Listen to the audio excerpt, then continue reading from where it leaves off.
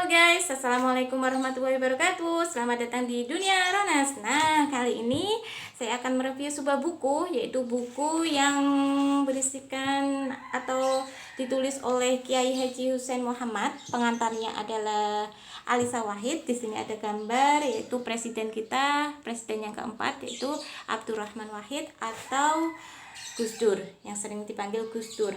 Ini berjudul tentang Sang Zahid mengarungi Sufisme Gus Dur. Nah, di sini diterbitkan oleh Elkis Yogyakarta dan ini adalah terbitan pertama ya guys pada tahun 2012 dan ini saya membelinya seharga 40.000 ya guys ya. Saya membelinya online lewat penerbitnya langsung.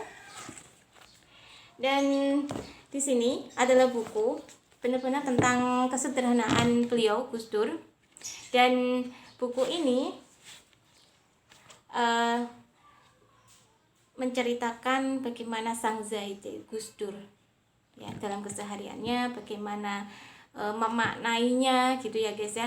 Nah, di buku ini dari awal diceritakan keseharian beliau, menceritakan bahwa sosok Bijak Bistari atau sosok yang tersohor itu pasti berkaitan dengan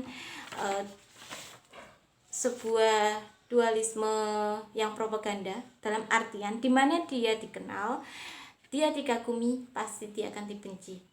Di situ ada dua jalan yang sangat berbarengan, terkenal maka dikagumi, dan di situ juga ada yang membencinya ya guys. Apalagi sosok beliau yang kontroversial itu pasti banyak sekali yang mencaci maki beliau.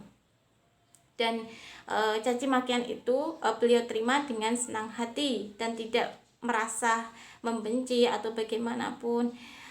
Justru di sini juga syair seorang sufi besar di mana nama dan pikirannya sering disebut Gus Dur, yaitu Ibnu Athaillah Al-Iskandariyah, yang artinya seperti ini ya guys. Cahaya para bijak bestari mendahului kata-katanya. Ketika batin telah tercerahkan, kata-kata mereka sampai. Dalam artian Gus Dur itu sering mengungkapkan sesuatu hal. Kadang orang menerima adalah itu tidak etis, tapi kenyataannya apapun yang dikatakan beliau itu akan terjadi di masa yang akan datang ya guys ya. Nah, itu adalah pemikiran seorang Gus Dur. Nah, di sini juga ya guys ya, diceritakan bahwa sosok Gus Dur itu, Sang Zahid itu adalah sosok yang sangat sederhana, sosok yang bersahaja dan humoris. Karena beliau tidak pernah ada rasa marah ya, kecuali marah itu ketika beliau ingin menemui seseorang yang ada di Jawa Timur, dan pada saat itu beliau ada di suatu tempat di mana harus menggunakan alat transportasi. Itu pada saat itu malam sekali ya guys. Nah, waktu malam beliau ingin ke Jawa Timur menemui seseorang dengan kata hatinya bahwa orang-orang di Jawa Timur sedang merindukan beliau. Nah, pada saat itu beliau sudah siap, tetapi istri beliau karena sudah malam, istri beliau mengatakan, "Pak, ini sudah malam, tidak ada pesawat terbang." Sebenarnya beliau ngotot gitu, tapi pada kesempatan beliau mau menerima. Sebenarnya ada rasa ingin segera ke sana, tetapi karena keterbatasan malam lah, maka tidak jadi seperti itu guys. Nah, beliau mengungkapkan bahwa saat kesederhanaannya terlihat juga bangun tidur itu di rumah beliau terdengar suara murotal seperti sudais dan sebagainya. Itu wajib didengarkan. Sesekali sih beliau mengartikan atau menafsirkan kata-kata itu, menafsirkan ayat yang terkandung dalam Al-Quran gitu kan. Dan kesederhanaan yang lain kita jumpai di meja makan itu sangat sederhana ya guys, hanya tahu tempe dan ditemani buah ataupun es cendol. Itu kesehariannya, tidak ada makanan yang istimewa sekali. Dan Ibu Sinta sendiri, istri beliau itu sering puasa Itu dilakoni sebelum menikah dengan beliau, sampai bersama beliau puluhan tahun, beliau tetap puasa setiap harinya ya guys. Dan ada pemanaan yang luar biasa, yaitu beliau mengatakan bahwa ketika beliau tidur di tikar gitu kan, beliau tidur di alaskan tikar nggak masalah, bahkan sesekali beliau tidak memakai baju gitu kan, itu tidak membuat beliau tidak nyaman. Beliau nyaman saja tidur dimanapun, bahkan kadang ketika duduk beliau tertidur itu sudah biasa gitu kan. Itu sebagaimana yang Rasulullah lakukan juga seperti itu.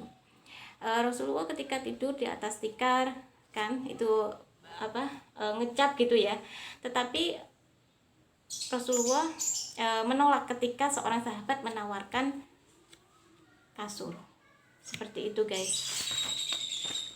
Nah, di situ karena menurut dari Gus Dur bahwa tubuh itu mengikuti jiwa, bukan jiwa mengikuti tubuh. Kenapa?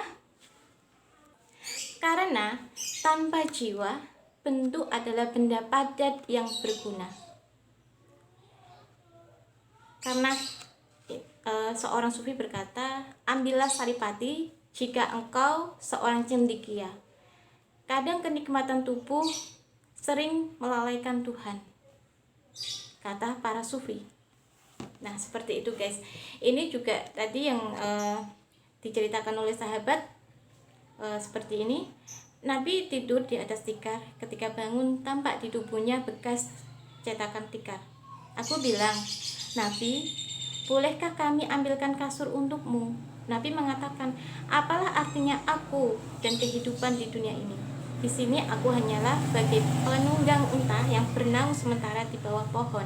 Sesudah itu berangkat lagi dan meninggalkan tempat. Nah, seperti itu guys. Karena jiwa itu mengikuti tubuh, bukan tubuh mengikuti jiwa.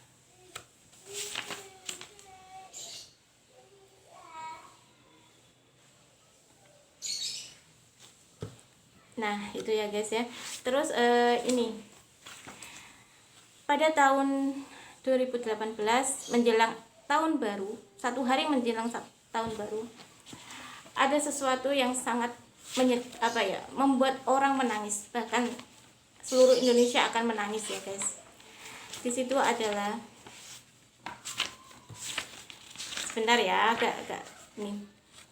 Di sini buku di sini adalah matahari telah berpulang, di mana langit Desember yang murung. Satu hari menjelang tahun baru, Gus Dur pulang. Di situ semua derai air mata semuanya ada. Ada yang termenung dan ada yang sesekali menahan sesak tangis. Nah, menurut penulis yang melihat langsung, menyaksikannya langsung, beliau Kiai Haji Hussein Muhammad mengatakan beliau telah pulang dengan rasa gembira, rasa bahagia. Nah, di sini juga syair yang sering diucapkan oleh Gus Dur, yaitu ketika ibu melahirkanmu, wahai anak cucu Adam, engkau menangis, sedang orang-orang di sekitarmu menyambutmu dengan riang. Maka bekerjalah sungguh-sungguh untukmu sendiri ketika engkau tak lagi bersama mereka selamanya. Mereka menangis berseduh-seduh, sedang engkau pulang sendiri dengan senyum menawan. Nah guys, di sini yang dimaksudkan yaitu Gus Dur bahagia pulang. Jadi Gus Dur tidak menginginkan kalian untuk menangis ya. Ini juga pesan dari Maulana Jalaluddin Rumi seperti ini. La tabgi ala qabri sharikhon wa asafah roha fa innahu li zamanul laqail bahi. Jangan menangis aduhai kenapa pergi dalam pemakamanku. Bagiku inilah pertemuan yang bahagia. La taqul wida'an wida'an. Jangan katakan selamat tinggal. Ketika aku dimasukkan ke liang lahat, itu adalah tirai rahmat yang abadi. Kau telah melihat tubuhku diturunkan, tapi lihatlah sekarang ia naik ke puncak cakrawala. Sebenarnya ini yang disampaikan oleh Gus Dur. Pesan ini disampaikan oleh Gus Dur bahwa ketika beliau telah pulang, beliau itu sama saja telah memasuki tirai rahmat yang abadi ya guys ya. Dan di lain tempat Umi mengatakan, bila datang ke pemakamanku untuk mengunjungiku, jangan datang dengan genderang, karena pada penjabuan Tuhan orang berduka tidak diberi tempat. Nah, di sini seorang sufi, banyak sekali para sufi mengatakan jangan tangisi orang-orang yang sedang pergi di tirai rahmat yang abadi ya guys ya. Nah, Gus Dur di sini dikatakan pernah tidak punya uang guys. Padahal beliau adalah presiden yang keempat ya. Kenapa beliau sampai tidak punya uang? Nah, inilah beliau, sikap yang sangat sederhana, bersahaja, sang Zaid ya, bisa sangat dikategorikan sang Zaid. Kenapa? Ketika beliau punya uang dari seminar, beliau punya uang dari tulisan-tulisan artikel yang dimuat di koran dan sebagainya, uang itu lantas diberikan orang yang membutuhkan. Suatu contoh, ini ada suatu cerita dari orang yang dekat dengan beliau Gus Dur. Pada saat Gus Dur masih di PBNU, ada surat yang menumpuk. Ketika dibaca, keponakan beliau yang kuliah di IIG kehabisan uang karena uang yang sudah dikasih itu dadakan habis dan beliau butuh. Kemudian beliau minta kepada Pak Mannya Gus Dur. Pada saat itu beliau tidak punya uang sama sekali. Beliau mengatakan, "Nan, saya sudah tidak punya uang, tapi saya membutuhkannya," gitu kan. "Oke lah, tunggulah sebentar ya." Beliau langsung pergi ke seminar dan pulang membawa uang. Ketika beliau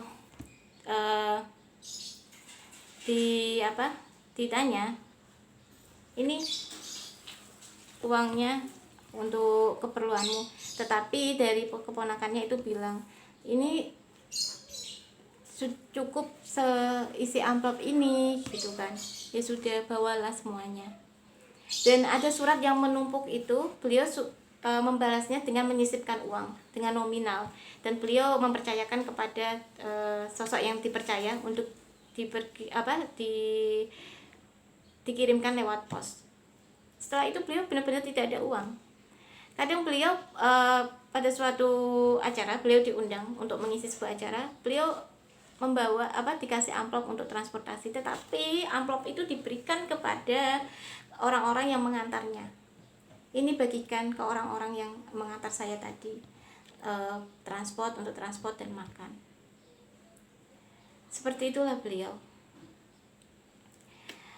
Ya,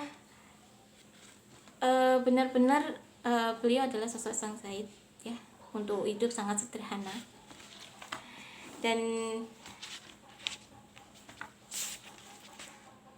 di sini juga beliau sangat peduli. Meskipun beliau pada saat tidak punya uang, ketika ada orang yang datang untuk meminta bantuan, beliau lantas tidak mau mengecewakan. Tetapi beliau menghibur agar tidak kecewa nanti pulang ya, disambut anak istri dengan lesu dan sebagainya ya. Tetapi beliau di situ menggantinya dengan humoris, dengan canda tawa, biar nanti pulang tetap bahagia meskipun tidak bisa membantu dengan uang. Nah, inilah sosok beliau, sosok sang Zaid ya guys ya. Dimana di sini juga dijelaskan, diceritakan bahwa memahami misteri tidur Gus Dur itu. Kadang kan Gus Dur tidur tapi tahu gitu kan, berkelana kemana ini, tidurnya gimana ini. Sesekali si penulis itu menanyakan kepada istrinya, Ibu Sinta Nuria, ditanya, untuk sebutan tidurnya Gus Dur ini sering ditanya oleh semua orang yang dianggap aneh atau misterius. Dan malah Gus Dur menjawabnya seperti ini. Wah, itu sebetulnya begini. Saya mendengar apa yang dikatakan pembicara pada kalimat pertamanya dan topiknya. Lalu saya tidur karena dari situ saya tahu apa artinya dan apa kesimpulannya. Karena orang yang memiliki kecerdasan tinggi, intelektual yang sangat tinggi, pasti tahu ketika hanya membaca topik saja, orang akan tahu, oh isinya seperti ini nantinya dan akhirnya seperti ini. Ada yang tipe orang yang dengan kecerdasan tinggi hanya membaca beberapa bab gitu kan, dia akan tahu. Tetapi sosok beliau ini memang dengan intelektual yang sangat tinggi dan penangkapan yang luar biasa. Orang hanya ngomong satu, beliau udah tahu. Karena beliau sering membaca buku, beliau sering baca kitab-kitab, anekdot dan komik-komik, kisah-kisah mitologi, menonton film, wayang, drama. Jadi pengetahuan beliau itu sangat luas ya, seluas samudra guys. Sampai kita sendiri tidak bisa memahami gitu ya. Nah, di sini juga si penulis menjelaskan, namun demikian boleh jadi ada jawaban lain. Kelakuan Gus Dur yang dianggap aneh tersebut mungkin adalah tanda lain adalah pribadi seorang Zaid yang dimiliki. Nah, ini guys. Jadi kesimpulan di sini bukan hanya menceritakan, bukan hanya memaparkan sosok seorang Gus Dur saja keseharian, kesederhanaan, bukan. Tetapi di sini juga dikaitkan dengan Zaid dan zuhudnya Gus Dur ya guys. Nah, kesederhanaan Gus Dur ini. Mungkin orang-orang yang tulus, orang-orang yang sederhana itu dia mampu mendalami ilmu yang sangat luas ya guys. Di sini juga di sini juga ada Maulana Jalal Al-Din Rumi, dikontraskan sufi penyair agung dari Konya Turki mengajarkan kepada para darwis di majelisnya bahwa seorang Zaid adalah seorang yang mampu melihat masa depan. Sejak pandangannya jatuh pada awal atau permulaan sesuatu, dia tahu bagaimana akhirnya sesuatu itu. Bagi seorang ahli tanaman gandum, dia akan tahu bahwa biji gandum itu akan tumbuh menjadi gandum. Ketika seorang Zaid melihat sesuatu pada pandangan yang pertama, meski dia tidak melihat bagaimana wujud akhirnya dari sesuatu itu, dia mengetahui apa yang terjadi pada akhirnya. Mereka yang dapat mengetahui sesuatu sampai ke akhir hanyalah sedikit. Nah, di sini juga kan bahwa seorang Zaid itu, Gus Dur kan sering melontarkan argumennya, sering berargumen mengatakan A, B, C, D. Orang-orang mengira itu konyol gitu kan, tetapi itu akan datang pada masanya guys. Nah, beliau ini adalah benar-benar seorang Zaid ya. Di sini juga dijelaskan oleh penulisnya Zaidnya Gus Dur seperti apa.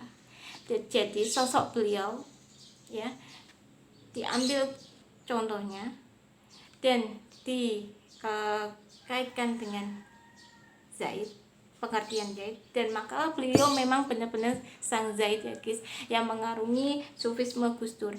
Beliau ini sosok yang humoris, kita lihat sendiri kan dari covernya saja beliau tertawa gitu kan karena bahagia. Beliau tidak menginginkan ketika beliau pergi kalian semua menangis pada tahun Desember itu. Beliau mengatakan beliau hanya melewati pintu ya, beliau bahagia guys. Di sini juga ditegaskan saya hanya pulang bukan pergi ya, saya hanya pulang bukan pergi. Kita sangat kehilangan sekali sosok Gus Dur atau Abdurrahman Wahid ini. Saya membaca buku yang sudah saya upload itu, yaitu buku dari Verdika yang berisi tentang menjerat Gus Dur.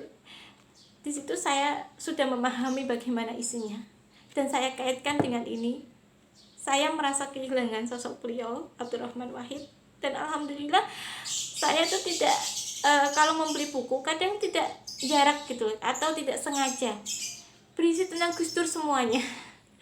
Ini ada beberapa buku yang semuanya tentang Gus Dur, padahal saat itu saya masih kuliah S1, dan kuliah S1 seharusnya saya lebih fokus ke jurusan saya, yaitu jurusan pendidikan bahasa Arab. Tetapi kenyataannya saya banyak membeli buku tentang Gus Dur, sebenarnya tidak tahu kenapa gitu. Dan ini saya hanya pulang, bukan pergi ya guys ya. Dan ada cerita yang sangat menarik di buku ini guys. Beliau ketika mencalonkan diri sebagai presiden, beliau hanya punya uang berapa? 3 juta. Dan ada seseorang yang sangat sirik sekali guys. 3 juta itu untuk apa? 3 juta itu hanya untuk beli Aqua, anggota DPR saja Pak Gus gitu. Dan pada akhirnya beliau menjadi presiden, bersaing dengan Megawati. Beliau 0 rupiah guys, tidak mengeluarkan biaya sama sekali. Seperti itulah. Dan beliau juga tidak memberi hanya orang-orang yang membutuhkan. Kadang beliau punya dapat amplop gitulah, beliau kasihkan ke menterinya. Ini di sini juga ada 2 menteri yang disebutkan. Inilah, ambillah, beli jas, masa menteri kok jasnya jelek. Inilah, beli sepatu, masa menteri kok sepatunya jelek. Seperti itu. Karena Gus Dur kan sosok yang humoris. Gus Dur juga tidak menilai amplop itu isinya berapa, benar tidak orang itu membelikan jas atau membelikan sepatu. Tapi itulah beliau. Karena sosok yang